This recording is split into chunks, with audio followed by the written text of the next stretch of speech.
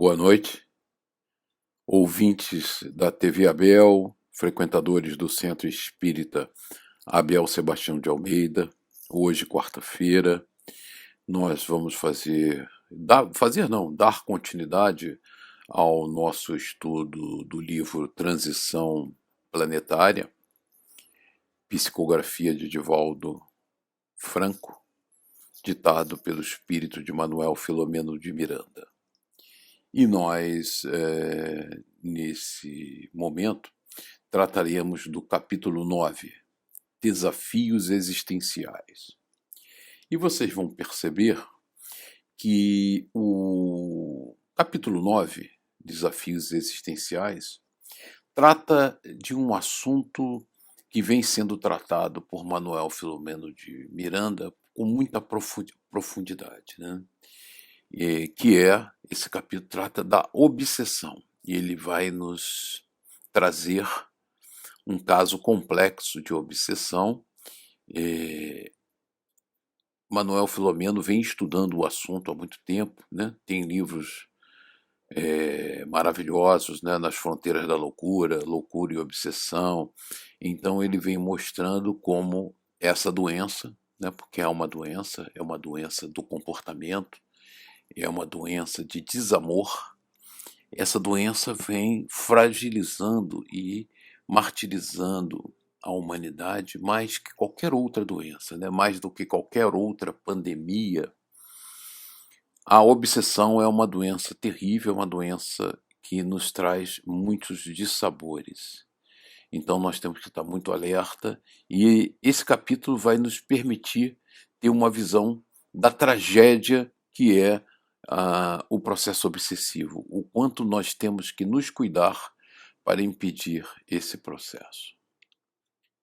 O nosso capítulo começa com Manuel Filomeno de Miranda descrevendo o ambiente, né? Embora de nossa comunidade pudéssemos desfrutar da luminosidade do sol, sobre a área imensa, desolada, pairava uma nuvem sombria, pesada, resultante da angústia coletiva, do desespero que assolava os sobreviventes, da revolta que a muitos tomava. Enfim, dos transtornos psíquicos causados por aqueles que tiveram a desencarnação violenta.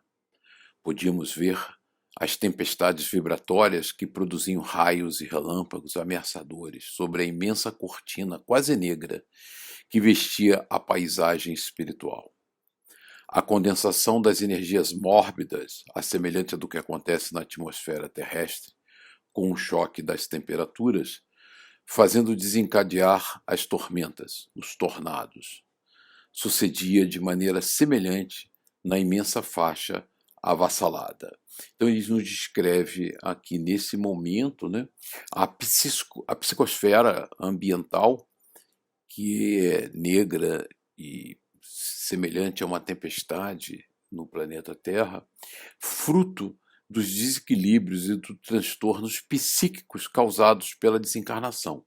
Na verdade, toda a psicosfera é um somatório das vibrações individuais de cada um de nós, né? Isso tem um aspecto vicioso, né? Porque nós matizamos a psicosfera planetária a partir das nossas vibrações individuais e somos influenciados pela essa psicosfera carregada. Então, nesse caso aqui específico, como haviam diversos espíritos que sofreram desencarnação violenta, o processo de dor e sofrimento levava a uma poluição exacerbada da psicosfera local, trazendo muita dor e sofrimento. Então ficava um círculo que se alimentava, retroalimentava, né? Nós entendermos esse fenômeno, vamos usar uma definição de Eurípides Kuhl, e ele diz sobre psicosfera terrestre e as esferas espirituais.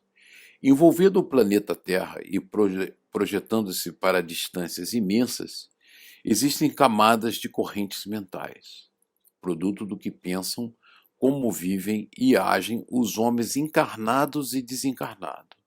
Essa é a psicosfera terrestre. Num planeta onde o mal supera o bem, como o nosso, tais camadas formadas pelos turbilhões de pensamentos uns ou maus, que se cruzam, ora com sintonia, ora com repulsão, obviamente estão eivadas de vibrações majoritariamente deletérias, as quais tendem a influenciar, se não toda, grande parte da humanidade. Ocorre que, extrapolando a silhueta física, todos os seres vivos possuem uma aura radiante. Nos humanos, em particular, a intensidade vibratória e características cromáticas são consentâneas com a sua evolução moral e seu comportamento. Então, nós contribuímos com nossos pensamentos, atos e vibrações para a formação da psicosfera terrestre, né? Então, o choque de pensamentos bons e pensamentos maus, infelizmente, por estarmos num estágio evolutivo que o mal predomina, a psicosfera fica muito poluída. E nós somos influenciados pela, quer dizer, nós somos parte criadora dessa psicosfera terrestre, que é a aura do planeta, e somos influenciados por ela, né? Então, isso é muito complexo, né? É um processo de retroalimentação.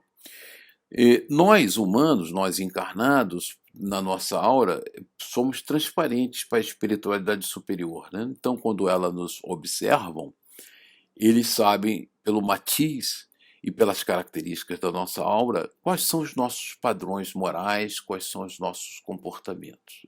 Nós somos um espelho transparente, uma vitrine em que a espiritualidade superior consegue contemplar claramente quais são as nossas atitudes e valores. Continuando.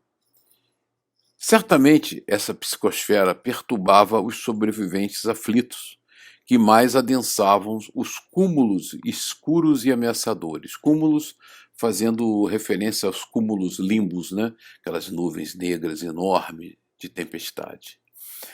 Tornava-se um círculo vicioso, quer dizer, as mentes emitindo ondas sombrias e absorvendo os efeitos danosos que pairavam no ar. A emoção de ternura e compaixão tomou-me e deixei-me arrastar pelas blandícias da oração, pelos carinhos, pelos benefícios da oração, em favor daquela sociedade atormentada. Chegou o momento de retornarmos aos labores. Todos nos encontrávamos assinalados pelo bom humor, pela alegria que se deriva do serviço fraternal de amor ao próximo. E nossa condução fez-se da mesma maneira como chegáramos sob o comando do nosso benfeitor. Atingida a região do nosso destino, de imediato passamos ao programa de assistência espiritual aos irmãos do carreiro da agonia. E aqui, nesse trecho do livro, fica muito claro esse efeito, né? Nós estamos imersos nessa psicosfera planetária, contribuímos pela formação dela, mas somos influenciados por ela também. Então cria um círculo vicioso, né? Se nós deixamos que essa influência negativa nos afete nos comportamentos morais, nós alimentamos mais ainda essa negritude da psicosfera, esses fluidos deletérios, e mais nos prejudicamos e prejudicamos ao nosso próximo num ciclo infinito de dor e sofrimento. Zinho Oliveira, no livro Iniciação ao Espiritismo, introduz um conceito muito interessante sobre esse aspecto, que é o meio ambiente espiritual. Ela diz que, com seus sentimentos e pensamentos habituais, o espírito, encarnado ou não, influi sobre os fluidos do seu perispírito e lhes dá características próprias. Como emana constantemente esses fluidos que o acompanham em todos os seus movimentos, fica envolto neles, formando sua aura, que Kardec chama de atmosfera individual. Sendo assim, nossa aura contaminada com fluidos de ambiente, pessoas, pensamentos e sentimentos, acaba sendo influenciada para o bem ou para o mal, sendo muito comprometida, trazendo para nós várias situações ruins ou boas ao longo da nossa vida. A psicosfera assemelha muito ao meio ambiente em que vivemos. Por isso, é chamada por muitos estudiosos espíritas de meio ambiente espiritual. Assim como temos o dever de cuidar de nosso meio ambiente terreno, para termos uma boa convivência e assim vivermos bem, também devemos cuidar com o mesmo afinco do nosso meio ambiente espiritual, devendo deixá-lo sempre limpo e bem cuidado, mantendo-se longe de pensamentos e sentimentos que muitas vezes sabemos ser maléficos para nós. Então, a Terezinha Oliveira traça, né, uma ecologia ambiental da psicosfera planetária, que é o jardim que nós cuidamos, né? Nós jardineiros temos que cuidar tão bem desse ambiente como cuidamos do nosso meio ambiente físico, né? Para que não tenhamos dores e sofrimentos no planeta. Devemos cuidar do nosso meio ambiente espiritual e zelar mais do que nunca pela sanidade, pela saúde, né? Pela higienização dos nossos pensamentos. Nesse trecho, Manuel Filomeno nos traz um fenômeno, um fato, que ele constatou que o chocou profundamente. Logo chamou-me a atenção um espírito feminino que se encontrava sob terrível dominação. Isso vai ser importante, por isso eu grafei para nós. De outro espírito, masculino, que se apresentava com aspecto terrível e a explorava psiquicamente de maneira cruel. Totalmente desvairada e presa aos vestígios carnais, a atormentada debatia-se entre as sensações da decomposição cadavérica avançada e a injunção penosa a que era submetida. Podíamos ver o algoz que a explorava emocionalmente, levando-a a acessos contínuos de gritos, blasfêmias e loucuras, enquanto a contemplava presa ao corpo, que tentava reerguer, talvez pensando em fugir à situação penosa. Acercou-se-nos uma anciã desencarnada que, lacrimosa e aflita, pediu-nos ajuda, informando-nos ser-lhe a genitora. Então, começa aí o quadro, né? Subjugação é um dos estágios, o estágio mais terrível do processo obsessivo, em que há uma dominação total. E Manuel Filomeno até comenta a estranheza dele, e ele que é um estudioso da obsessão, o fato de que essa obsessão começa quando a nossa irmã ainda está encarnada e continua após o desencarne, né? Então nós vamos ver, inclusive, ao longo do nosso estudo hoje, as consequências dessa fenomenologia e dessa situação dramática que alguns espíritos são levados a praticar. Vamos recorrer ao Livro dos Médiuns para nós entendermos bem esse processo da subjugação. A subjugação é uma constrição que paralisa a vontade daquele que a sofre e o faz agir a seu malgrado. Numa palavra, o paciente fica sob um verdadeiro jugo. A subjugação pode ser moral ou corporal. No primeiro caso, o subjugado é constrangido a tomar resoluções muitas vezes absurdas e comprometedoras que, por uma espécie de ilusão, ele julga sensatas. É um tipo de fascinação.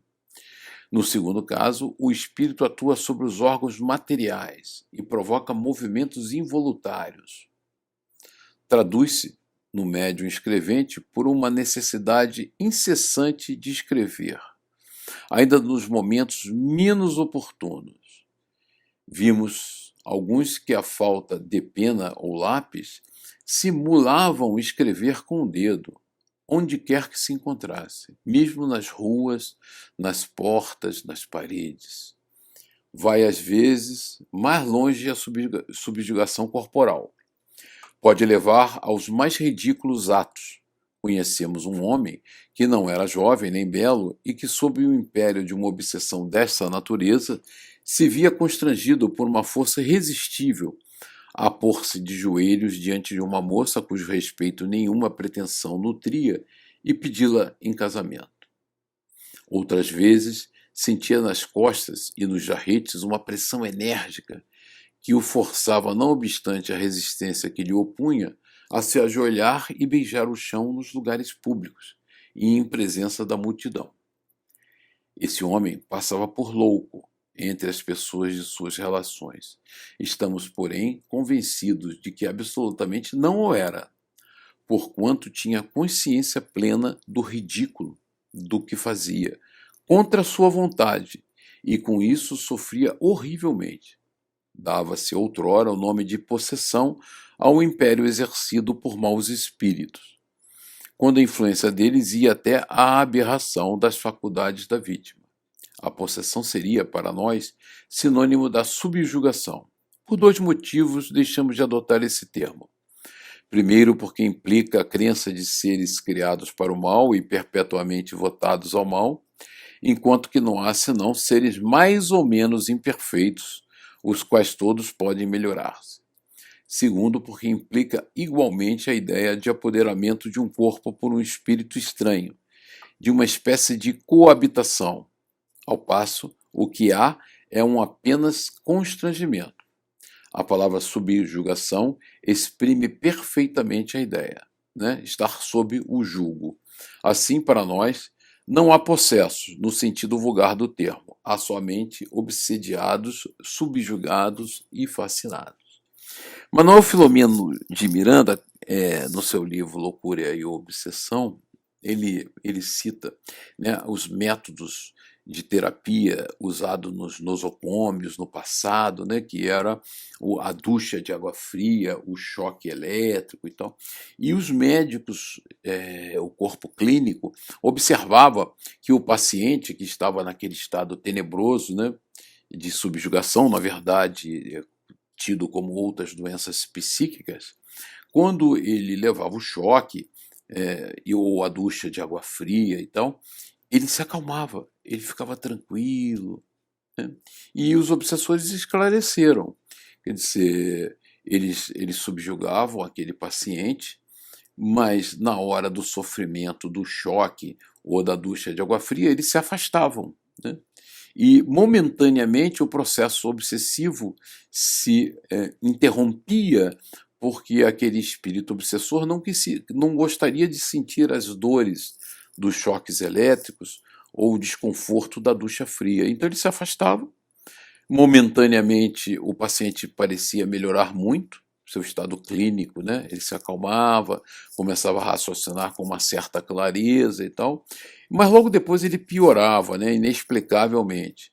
E aí os seus algozes voltavam ao trabalho de perturbação, né? Explorando um pouco mais o livro dos médiuns, vamos ver os diversos tipos de obsessão, né? Então nós temos a obsessão simples, no item 238 do livro dos médiuns, quando um espírito malfazejo se impõe a um médium, se imiscui a seu malgrado nas comunicações que ele recebe, ou impede de se comunicar com outros espíritos e se apresenta em lugar dos que são evocados. Então essa obsessão simples, ela não traz grandes consequências físicas e espirituais, mas ela traz um prejuízo muito grande no desenvolvimento da mediunidade, né? Porque nós permitimos a sintonia com esses espíritos zombeteiros, brincalhões, jocosos, espíritos que estão ali para se divertir, para atrapalhar o trabalho bem feito. Então eles aproveitam aquela sintonia, aquela brecha aberta pelo trabalhador do bem, né, por uma indisciplina de pensamento, e se aproximam para se imiscuir, para atrapalhar esse processo. No item 239, Livro dos Médiuns, já partimos por um processo obsessivo mais complexo, que é a fascinação. A fascinação tem consequências muito mais graves. É uma ilusão produzida pela ação direta do espírito sobre o pensamento do médium e que, de certa maneira, lhe paralisa o raciocínio relativamente às comunicações. O médium fascinado não acredita que o estejam enganando. O espírito tem a arte de lhe inspirar confiança cega, que o impede de ver o embuste e de compreender o absurdo do que escreve, ainda quando esse absurdo salte aos olhos de toda a gente. A ilusão pode mesmo ir até o ponto de o fazer achar sublime a linguagem mais ridícula. Fora erro acreditar que a esse gênero de obsessão só estão sujeitas as pessoas simples, ignorantes ou baldas de senso, ou sem bom senso, né?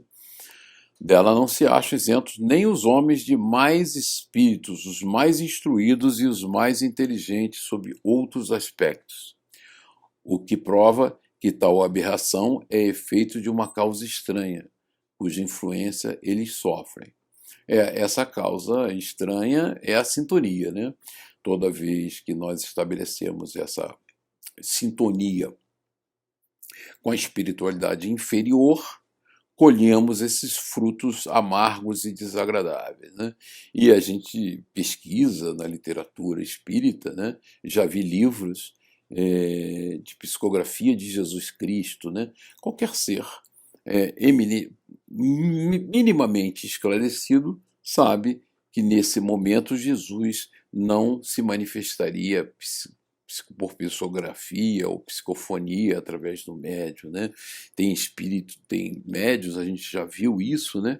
Que se acham que recebo um cientista que vai desvendar os mistérios da natureza e revelar grandes conquistas tecnológicas, né? E isso é obsessão, é fascinação, né? Como Kardec diz, toda mensagem vinda do espaço, dos nossos irmãos desencarnados, tem que ser analisados com um crivo muito rigoroso, né? Muito rigoroso, porque é muito claro isso, né? A gente tem que ter clareza dos princípios da doutrina.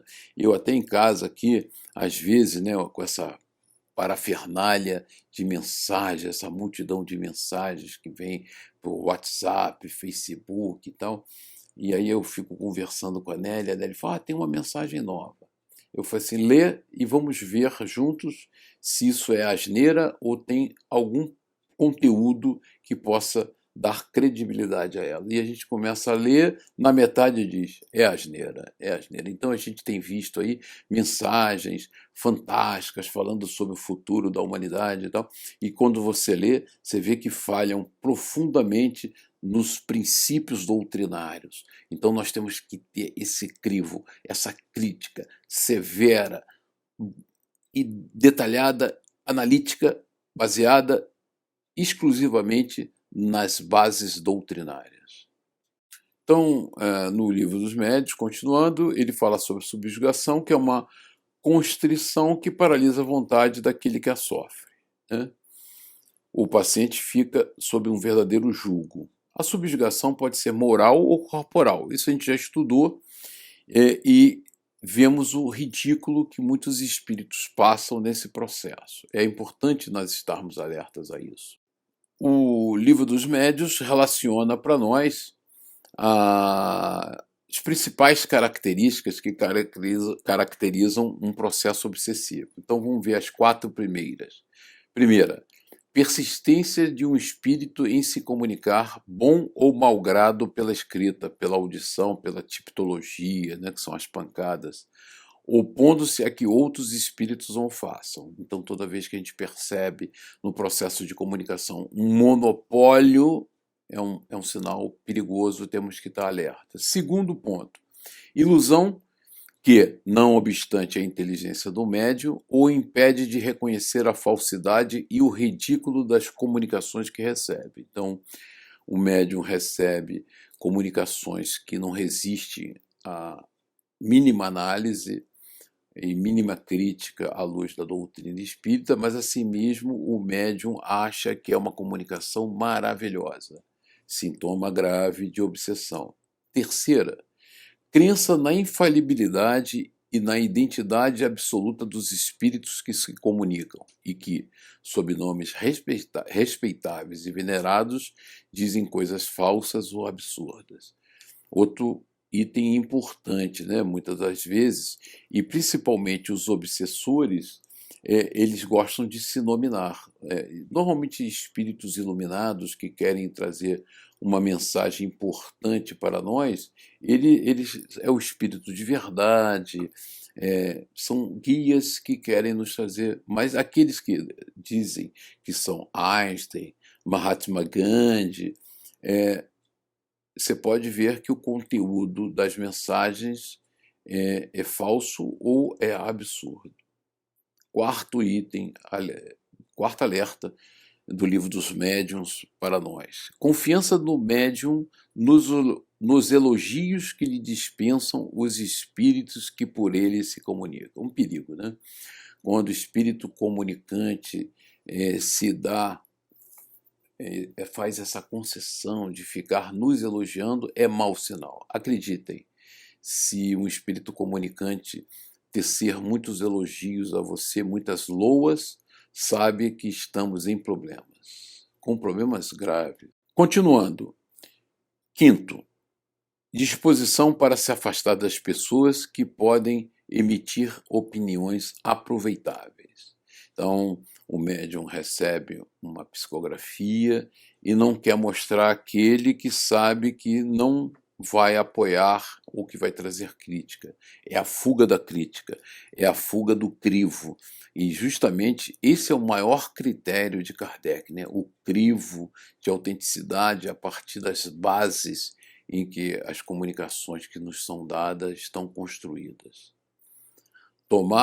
Sexto, tomar a mal a crítica das comunicações que recebe. Sétimo, necessidade incessante e inoportuna de escrever, né? Aquele médium que escreve de manhã, de tarde, de noite, no centro espírita, no ônibus, não. Mau sinal, precaução, porque estamos com problema. Constrangimento físico, qualquer, dominando-lhe a vontade e forçando-o a agir ou falar a seu malgrado. Aí já estamos num processo de fascinação, que é um processo obsessivo bastante grave. E nono, rumores e desordens persistentes ao redor do médium, sendo ele de tudo a causa ou o objeto, que são os fenômenos físicos que são provocados por aqueles obsessores que, de bom grado, né, perturbam a vida do médium e da comunidade que o cerca, produzindo todo tipo de fenômeno físico para espicaçar, para provocar, para trazer a desarmonia ao grupo, né? Esse é um sintoma claro de obsessão. Então terminamos as 9 recomendações do Livro dos Médiuns sobre características que denotam a obsessão. Voltando ao texto do livro, né, a mãe diz: minha filhinha começou entre lágrimas de resignação débil, de débil voz.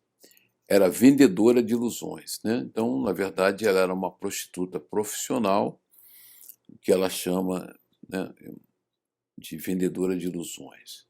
Tornou-se profissional aos 14 anos de idade, quando foi consorciada de acordo com os nossos costumes com um homem de aparência respeitável e de caráter vil, muito mais idoso do que ela.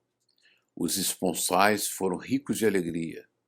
Porém, passados 2 meses, ele a encaminhou a um prostíbulo de luxo de sua propriedade, onde moçoilas inexperientes e sonhadoras vendiam o corpo em volúpias de paixões. Fez uma pausa enxugando o pranto e logo deu continuidade à narração. Minha menina foi estimulada à exploração carnal. Recebeu cuidados adequados ao comércio de que iria participar. Submeteu-se a uma cirurgia a fim de evitar a gravidez e foi treinada em um tipo de dança muito especialmente sedutora. Então a gente vê aqui um caso claro, né, de processo de exploração do ser humano, em que uma jovenzinha de 14 anos é levada a um casamento com uma pessoa idosa, né? Muitas vezes casamentos esses, única e exclusivamente motivados por interesses econômicos e interesses de status e projeção social. Quer dizer, o que acontece é que há uma diferença incompatível, né, de amadurecimento entre esses dois seres, uma menina jovenzinha, uma criança de 14 anos, e um oportunista idoso que faz do casamento uma oportunidade de usá-la nesse processo de exploração do corpo humano para o prazer sexual. Ele traz ela, e inclusive ela traz aqui requintes de crueldades, né? Porque ele ainda submete ela a uma cirurgia, quer dizer, mutila, né, uma menina, um espírito que reencarnou para a maternidade, para a criação da família, para a construção de uma estrutura de reforma moral, mutilada e levada a um processo de dor e sofrimento. A mãezinha continua. Com o passar dos dias e meses, tornou-se tão célebre quanto cínica e debochada, atraindo à casa festiva os aficionados da sensualidade atormentada. E aí eu grifei isso, né?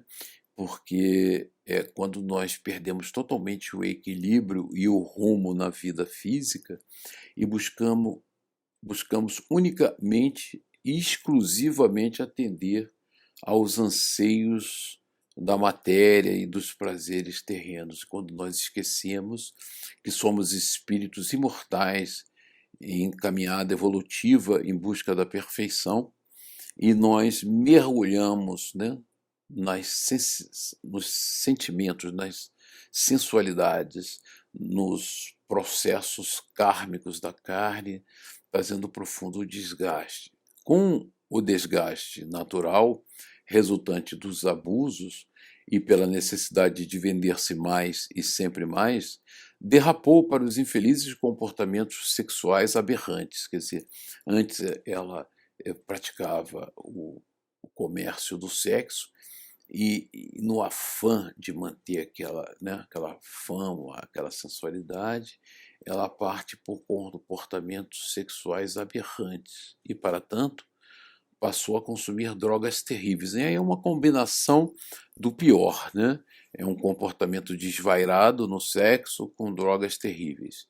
Visitada por mais de uma vez pela minha ternura, já que seu pai morrera pouco depois do desvario a que ela se entregava, desgostoso em razão do choque com a religião que professávamos, pois que somos muçulmanos austeros, advertia sem cessar, não conseguindo a mínima consideração, nem respeito.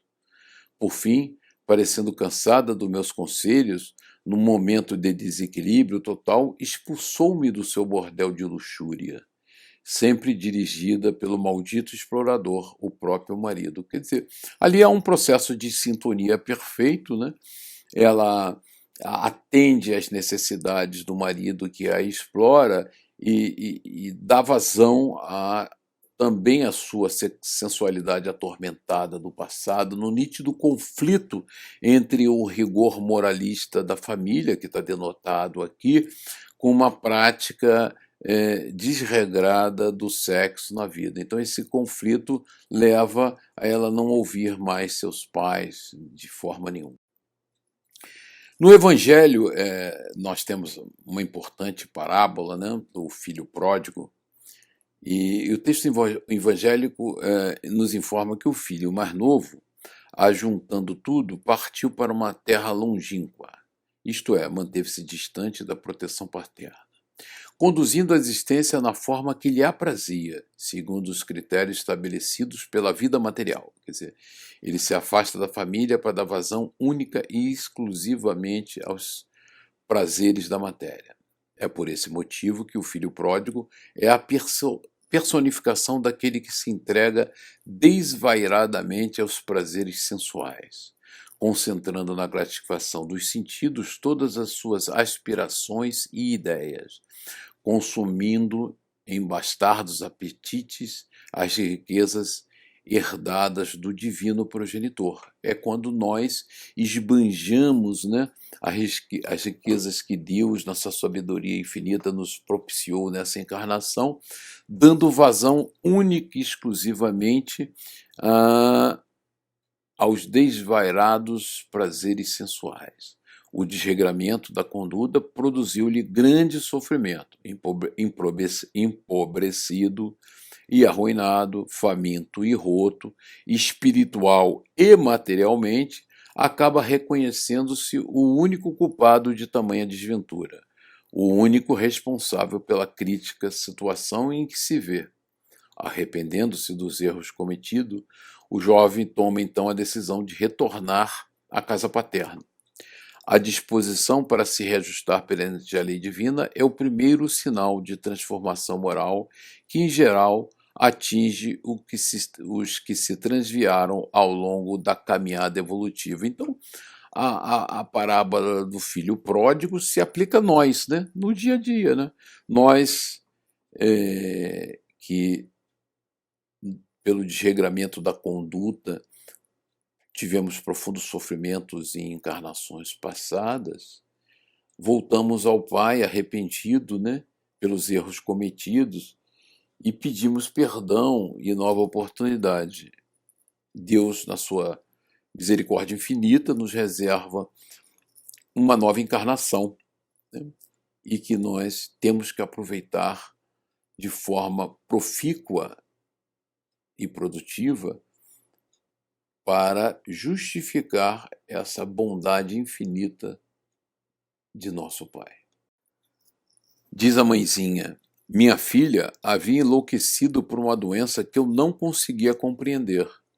Esse é o aspecto importante, né, da obsessão, porque a gente não só não pressente e não consegue identificar quando ela está se instalando, e depois ela nos leva a sofrimentos atrozes que ninguém consegue compreender qual é a origem.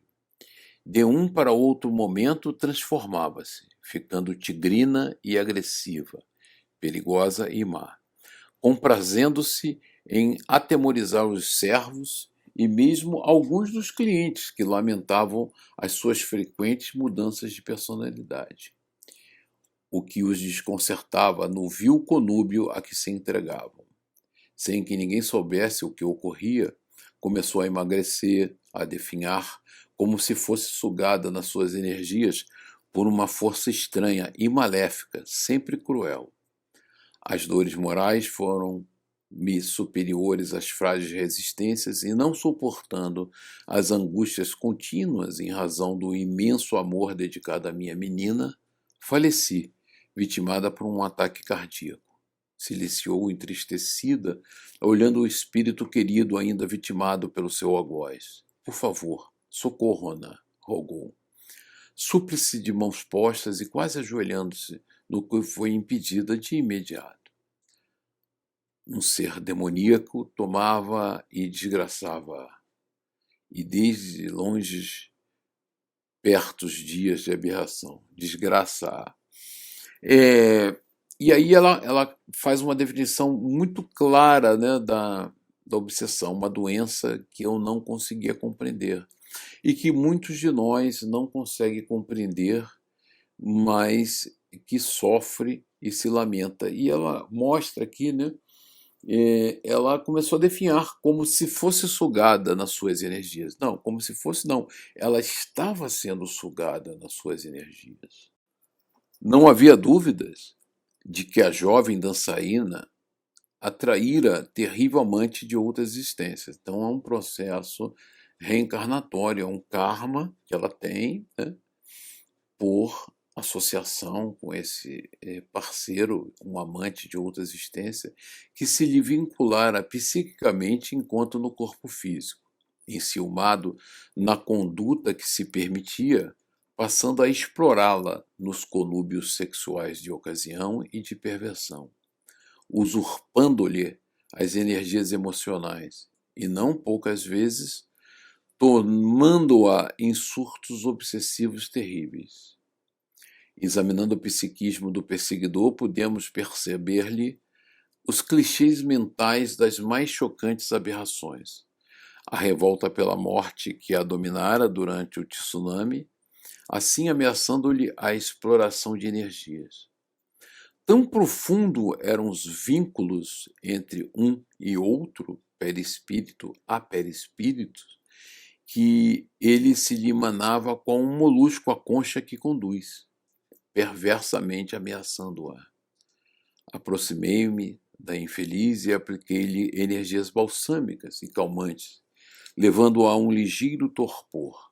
Enquanto isso, a mãezinha orava as sutras do Corão, dominada por emoção compreensível e acompanhando a nossa terapia. Então ele mostra aí, né, e o processo obsessivo, ele tem essa característica, né, e ele faz uma comparação muito bonita, né, que ele emanava com um molusco a concha que conduz. Então essa aderência vibratória entre os perispíritos, né, mantém esses sofredores aprisionados um ao outro, né? Eu diria que a dor e o sofrimento da obsessão mantém as pessoas mais unidas que às vezes que o amor, né? Porque quando você ama profundamente, você quer que o outro cresça e caminhe. Então, às vezes há um distanciamento natural para que haja crescimento, né? Você faz por dedicação, por vocação de amar. E no caso da obsessão, não, ela é torturante, ela agrilhoa e mantém os dois em profundo sofrimento. Isso vai ter repercussões kármicas terríveis no futuro. Do próprio Manuel Filomeno de Miranda, no livro Loucura e Obsessão, temos a descrição da parasitose obsessiva, né? Ele classifica, conceitua, sendo a parasitose obsessiva o resultado da ligação do perispírito do encarnado com o do espírito. O intercâmbio de energia faz-se automaticamente. Ora, uma perfeita sintonia, né? Ora, à medida em que se torna mais acentuado o intercâmbio fluídico entre esses dois, a energia invasora passa a influenciar as células sanguíneas histiocitárias, que começam a produzir anticorpos e defesas imunológicas no nível que lhes corresponde, alterando o equilíbrio fisiopsicossomático do paciente. Às vezes aquela energia deletéria facilita a invasão bacteriana, favorecendo a instalação de vários processos patológicos, de várias doenças, né? De efeitos irreversíveis que encontram apoio na consciência culpada. Então eu peguei esse trechinho do Manuel Filomeno de Miranda, do livro Loucura e Obsessão, para mostrar que as consequências não são só psíquicas, né? Há um desequilíbrio tão profundo no corpo físico que existe processos de invasão bacteriana, facilitando a instalação de muitas doenças, consequência da obsessão e, é claro, sendo autorizado e permitido pela consciência culpada. O Filomeno continua. Quando conseguimos que o espírito adormecesse, demos início ao seu deslindamento das vísceras orgânicas, o desligamento dele ainda dos restos mortais do corpo físico, né? O que conseguimos com o auxílio e a bondade de Abdul, que veio em nosso socorro. As duas entidades, muito ligadas, lembrávamos-nos um caso de chipofagia espiritual, né? Quer dizer, eles estavam interligados, assim como nascem crianças siameses, né?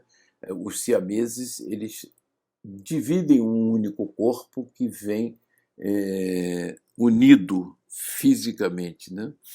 No caso, eram siameses espirituais. Havia uma chifopagia, quer dizer, uma união perfeita entre os organismos perispirituais dos dois, de tal maneira que não era mais possível separar um perispírito do outro perispírito. Então, os dois tinham que ser conduzidos juntos, né? O malfeitor bradava em alucinação com medo de perder a presa que explorara por alguns anos, enquanto Abdul falou-lhe com ternura e energia sobre o crime que perpetrava, informando-lhe que a exploração infeliz chegará ao fim naquela oportunidade, quando a morte os separaria e ele teria que enfrentar as consequências nefastas da sua crueldade, e provavelmente unido a ela, né?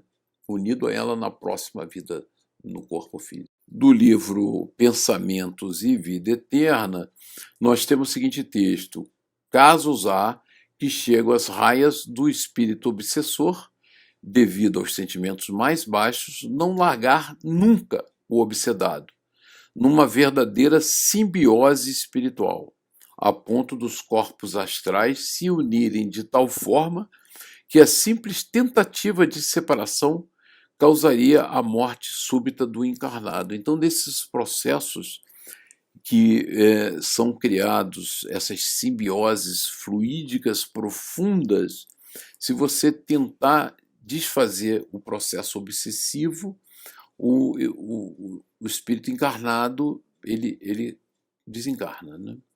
Esse tipo de obsessão tem como resultado no mundo carnal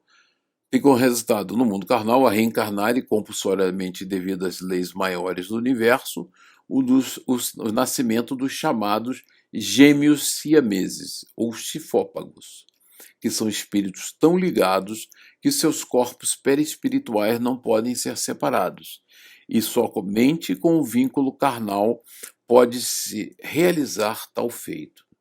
Os tipos mais comuns de siameses são aqueles ligados pelo plexo solar ou pela bacia, não sendo coincidência serem os locais dos centros de forças mais afetados, o cardíaco e o esplênico.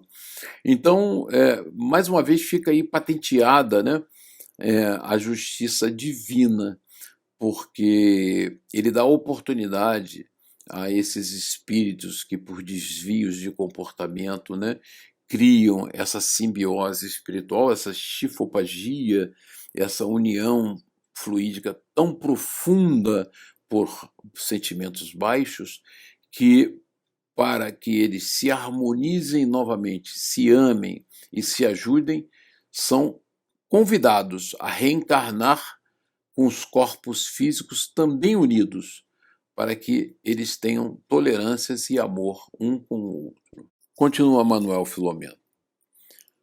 A conduta mais própria era adormecê-lo também, o obsessor, a fim de ser providenciado o recurso de libertação, quando ela pudesse contribuir com o pensamento e os sentimentos renovados, porquanto a atração mantida era resultado do seu comportamento, que facilitara a perfeita identificação. E note o conceito que ele introduz aqui, eu grafei para nós, entre o plugue dos chakras coronário e sexual e as tomadas do seu obsessor. Então ele usa, inclusive, uma metáfora de uma linguagem de circuitos elétricos, em que você pluga na tomada entre obsessor e obsediado, quer dizer, o conceito clássico, né? Não existe obsessor sem obsediado, não existe obsediado sem obsessor, né? Ela permitiu, quer dizer, é a sintonia de pensamentos que permite e autoriza o processo obsessivo, é a porta de entrada, é o plugue que se conecta perfeitamente à tomada do outro, criando essa simbiose fluídico-energética. As divinas leis jamais recorrem aos recursos de cobranças comuns às criaturas humanas, que se comprazem em fazer justiça mediante as concepções infelizes a que se atém, a fazer justiça pelas próprias mãos, né? A nossa crença que a gente acaba praticando no dia a dia. Ninguém pode permitir-se o luxo desditoso de recuperar débitos morais e espirituais colocando-se em posição de vítima, que nunca existe, porquanto, se tal houvesse, deparar-nos-íamos com lamentáveis falhas do Código de Justiça Divina. Então, ela ali se plugou, né, ao seu obsessor por atração e sintonia e perfeita autorização do fato. Mecanismos próprios de reparação fazem parte das legislações superiores da vida, que jamais falham. É a lei divina, né? A lei de causa e efeito que vai nos levando a resgatar os nossos erros do passado. Nada obstante, o orgulho e a intemperança daqueles que se consideram prejudicados logo tomam posição de justiceiros e encarceram-se nas redes fortes dos crimes desconhecidos pela sociedade, porém, jamais ignorados pela realidade que sempre terão de enfrentar. A justiça dos homens e a justiça divina. Quando a mãezinha percebeu que a filhinha dormia relativamente em paz, embora alguns estertores naturais, como resultado inevitável das construções mentais arquivadas no inconsciente, e as emanações morbíficas do adversário, que se mantinha vinculado, sorriu feliz e tentou abraçá-la. Tratava-se para mim de um caso muito especial, porquanto era a primeira vez que observava o fenômeno da obsessão que se iniciara durante a vilegiatura carnal, prosseguindo além da morte. Quer dizer, eles continuavam no processo obsessivo terrível, mesmo ela já tendo se desencarnado, né? Sem nenhuma alteração por parte do perseguidor inclemente. Nessas ocorrências lamentáveis, o algoz também sofria as contingências experimentadas pela sua vítima em torno do processo de desencarnação. Então, ela, por ter tido uma morte violenta, né, e está apegada às suas vísceras, enquanto os fluidos vitais se esvaía no ambiente, né, permitindo que ela pudesse se libertar, esse profundo sofrimento de ver a carne em decomposição e sentir as dores do desencarne de forma sucessiva, né? E contínua, ele também sentia, porque eles estavam numa simbiose energética tão profunda que esse algoz, esse obsessor, sofria todas as contingências experimentadas por ela. Explorada pelo Vingador, ela o intoxicava. É aquele processo do ciclo perverso, né? Ele a prejudica e tortura psiquicamente, ela sofre e o intoxica indiretamente, fazendo-o sofrer mais, ele se vinga mais. É um processo de dor e sofrimento que só será encerrado com uma atitude amorosa, embora inconscientemente, com as emanações de desespero e de perda do tônus vital da conjuntura física que era absorvido pelo inimigo. Abdul providenciou uma padiola e amigos cooperadores para o transporte de ambos os espíritos ao lugar próprio que lhe estava destinado, e foram como siameses, né? Grudados uns aos outros, considerando-se a especificidade da ocorrência. Emocionada pela felicidade que fluía, a genitora expressou-nos os seus sentimentos de gratidão, inopinadamente osculando nossas mãos, beijando a mão deles, né? O que muito nos constrangeu, considerando que o mais beneficiado éramos nós próprios, né? Que estavam aprendendo e trabalhando pelo bem. A obsessão sempre apresenta angulações que nos surpreendem, em razão das organizações mentais e espirituais de cada criatura, variando, portanto, de indivíduo para indivíduo. A observação desse fenômeno perturbador sempre nos convida a acuradas reflexões em torno da conduta interior do ser humano, que sempre procede do campo mental, a irradiar-se em todas as direções, produzindo sintonias compatíveis com a sua equivalência com os outros campos e áreas vibratórias que propiciam as vinculações por afinidade. Então, nós estamos trabalhando aqui, Manuel nos esclarece, sobre a conduta interior, né? E nós vibramos e criamos vibrações mentais do campo mental, que são a nossa aura que se irradia, né? Contaminando tudo, para o bem ou para o mal. E essa vibração produz sintonias equivalentes, né? Afinidades, espíritos que se afinizam com aquela atitude, com aquele comportamento. Quando as criaturas compreenderem que são as responsáveis por tudo quanto lhes diz respeito, certamente serão alterados os comportamentos individuais e coletivos, elegendo-se aquilo que conduz à harmonia e à felicidade, mesmo que a esforço, em vez do prazer desgastante de um momento com as suas consequências perturbadoras de longo prazo, né? Então, algumas satisfações circunstanciais e curtas no mundo material podem ter consequências perturbadoras de longo prazo. Na sua ilusão orgânica, porém, preferem a intoxicação do gozo doentio até a exaustão, sem qualquer responsabilidade, agasalhando as ideias absurdas de encontrar-se soluções miraculosas quando lhes manifestam as consequências afligentes que são inevitáveis. Então, fica só um alerta, né? A semeadura é livre, mas a colheita é obrigatória, né? Então, toda vez que ele fala de alguns espíritos que preferem a intoxicação do gozo doentio até a exaustão, sem qualquer responsabilidade, eles vão ter que colher, né? E aí ficam buscando soluções miraculosas para os terríveis sofrimentos que vão ter que colher, inevitavelmente.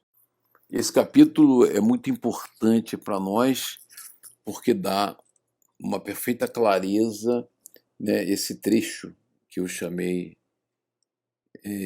de a nossa justiça divina, né? Que é a reencarnação. Não é de estranhar-se a grande mole, a grande quantidade de espíritos que recorrem ao espiritismo, à mediunidade, procurando solução milagrosa para os problemas que engendraram e pretendem ver resolvidos a si mesmos sem a sua contribuição sacrificial. Quer dizer, é a tentativa de buscar a doutrina para resolver um problema sem nenhuma tentativa de sacrifício. A existência no corpo físico é uma oportunidade de aprendizagem que a vida concede ao ser espiritual no seu processo de crescimento interior, facultando-lhe os recursos apropriados para que a divina chama que existe em todos alcance a plenitude. De acordo com a maneira como cada um se comporte no mistério, estará semeando as ocorrências do futuro. Quer dizer, hoje nós estamos semeando o nosso futuro, que terá de enfrentar a fim de recompor-se e corrigir o que foi danificado. Cada reencarnação é sublime concessão divina, grifo meu, porque essa é a grande oportunidade de justiça, né? Que Deus nos dá e nos permite ressarcir falhas do passado, erros gravíssimos que cometemos e que Ele nos dá a chance de nós recuperarmos. Então, a reencarnação é sublime, é uma oportunidade única que devemos nos agarrar com unhas e dentes, buscando a nossa reforma moral, para a construção ditosa da imortalidade pessoal, porque quando nós caminhamos para o bem e para o amor ao próximo, nós estamos privilegiando a nossa imortalidade pessoal. Escola abençoada. A Terra é o reduto formoso na qual todos nós nos aperfeiçoamos, retirando a ganga pesada do primarismo que impede o brilho do diamante estelar do espírito que somos. Os golpes do processo evolutivo encarregam-se de libertar-nos, permitindo que as facetas lapidadas pela dor e bureladas pelo amor reflitam as belezas siderais. Esse é o nosso processo de burilamento e aperfeiçoamento moral a caminho da luz. É uma descrição linda dessa caminhada que fazemos buscando o nosso aprimoramento, né? E quando nós procuramos a doutrina, né? Procuramos a doutrina espírita para a solução de nossas angústias, nossos problemas, não procuramos por soluções milagrosas, nem por uma mediunidade que vá nos facilitar, mas procuramos para trabalhar, para a atividade sacrificial, que não é sacrificial, né? Veja a alegria de Manuel Filomeno de Miranda em servir o próximo pelo bem e pelo amor. Esse trecho traz uma mensagem fundamental para nós, né? Ele diz: onde nos encontrávamos, podíamos notar as diferenças de conduta entre os aflitos, assinalando maior soma de desespero ou de equilíbrio, que nos proporcionava auxiliá-los. Os mais equilibrados eram auxiliados mais rápidos, com maior ou menor eficiência. Nem todos, porém, aos quais buscávamos socorrer, conseguiam ser liberados, tão fortes se desfaziam os laços da sensualidade da vida orgânica, distante de qualquer espécie de crença na sobrevivência do espírito. E aí tem uma observação e um conceito fundamental para nós, né?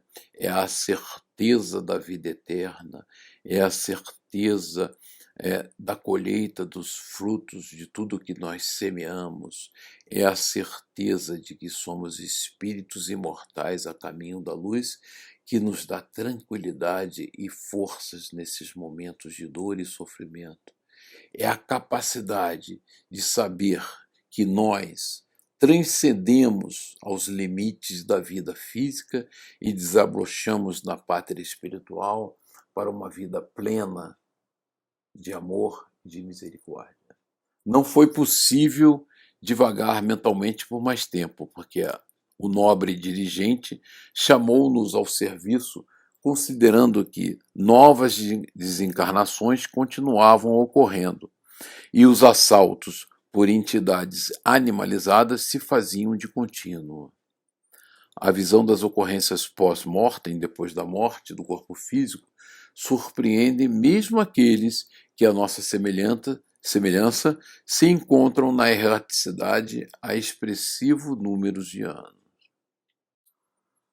E para encerrarmos, né, vamos tratar da transformação moral. O último trechinho do nosso capítulo diz: a vida física disfarça pela aparência o espírito que habilmente se mascara, procurando demonstrar o que gostaria de ser, mas tudo faz para não se transformar interiormente para melhor.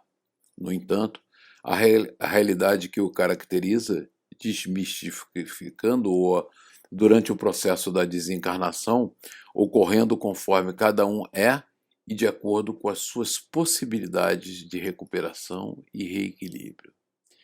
As paisagens, portanto, próximas à fronteira do túmulo, são normalmente afligentes, exceção daquelas que acolhem os espíritos que se esforçaram para viver de acordo com os padrões do dever, do respeito ao próximo e à vida, mesmo sem qualquer filiação religiosa. E aqui ele ressalta um aspecto importante.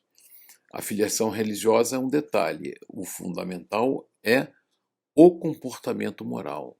O importante, e aí ele frisa e nós destacamos, é a conduta que se vivencia e não a crença que se esposa. Então, é a conduta que nos leva à libertação e não a crença vazia. Nada obstante, A religião, quando liberta da ignorância, destituída de fantasias e superstições, caracterizando-se pela lógica e pela razão, a fé raciocinada. É via sublime de acesso à liberdade plena, pelo que proporciona de lucidez e esclarecimento, auxiliando o viajor a melhor contribuir em favor do próprio êxito na jornada imortalista. Não havia, porém, tempo para mais amplas reflexões, e ao chamado para o trabalho, dispusemo-nos alegremente ao serviço estabelecido. Encerramos aqui, meus irmãos, o capítulo 9, um capítulo que trata de um problema que aflige profundamente a humanidade, que é a obsessão. A obsessão nos traz prejuízos incalculáveis na nossa caminhada evolutiva. Nós temos que sanear os nossos pensamentos e nossas vibrações para que nós possamos sintonizar única e exclusivamente com nossos protetores espirituais, nossos amigos, os mensageiros do alto que vêm ao planeta para nos inspirar no trabalho do amor e da caridade. Muito obrigado, boa noite e graças a Deus.